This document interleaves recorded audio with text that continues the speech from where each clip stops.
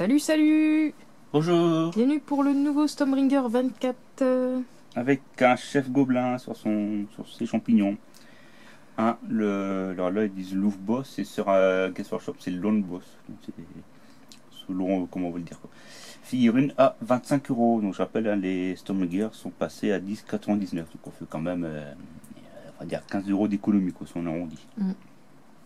Ce qui se prend. Par contre, on n'a pas de choix de montage, hein, on doit tout utiliser. Il me semblait qu'on pouvait faire sans tête, mais avec cette tête de lune bizarre. Vraiment typique des gobelins de la lune, ça, avec leur casque. Donc, voici à quoi il ressemble.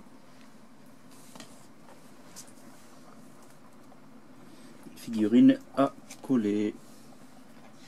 En fait, la tête, elle fait partie du moitié du.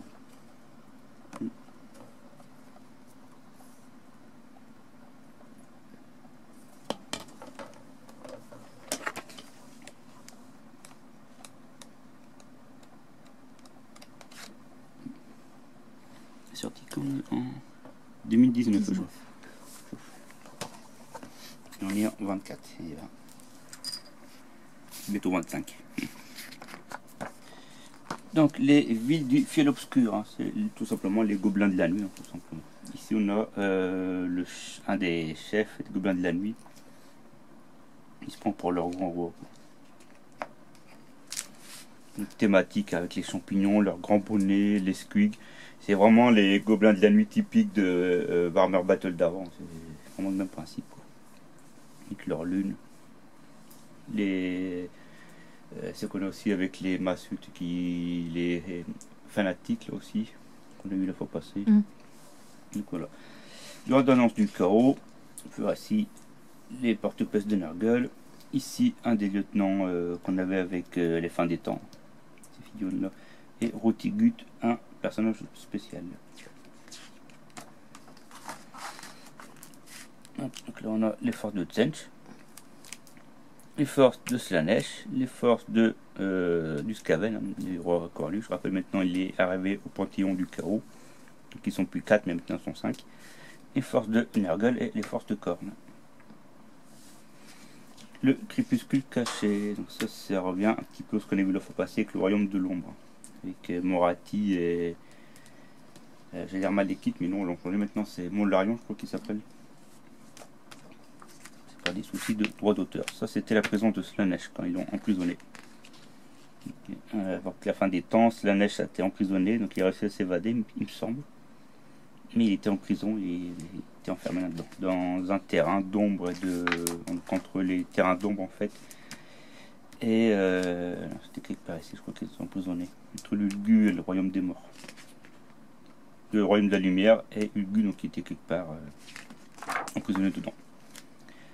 Le Louvre Boss, donc un chef gobelin avec son casque de lune. J'aime pas trop les casques lune comme ça, je sais pas trop. Moi je trouve ça marrant. Après, ouais. Donc comment on le monte? On peut rester, donc il y a bien une petite tête, hein. Il y a bien une tête derrière ce gros casque. J'ai même pas vu sa petite tête où elle est en même temps. Ah oui, elle est toute petite sa tête. Ouais, là dans le coin. Ouais, il fait pas le focus. Ouais. Puis dans tous les coins, on est obligé de mettre le casque puisque je vois il est collé sur le torse en fait. Donc on n'a pas le choix. Il faut qu'il soit casqué le gars, sinon forcément il n'y a pas de casque. Hein. On va se taper dessus le pauvre. Le gobelin est plein de champignons. La peinture. Bien sûr, les peintures ça s'arrête là, mais ça continue dans d'autres numéros. On continue avec les règles.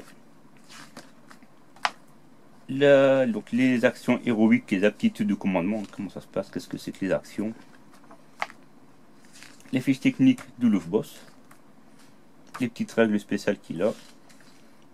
Le scénario, donc point dominant avec le Seigneur Killer, les Praetors, les Vindicateurs. Et ici on a le Louvre Boss. Les embrancheurs, les éventreurs et des égorgeurs. Du coup, c'est marrant de voir un boss qui dirige des orques et des gobelins. Dans le 25, on a 2 éléments de décor et dans le 26, on aura 2 pots de peinture. Avec encore un contraste. Voilà le numéro 24. J'espère que ça vous a plu, puis on se dit à la prochaine. Allez, salut!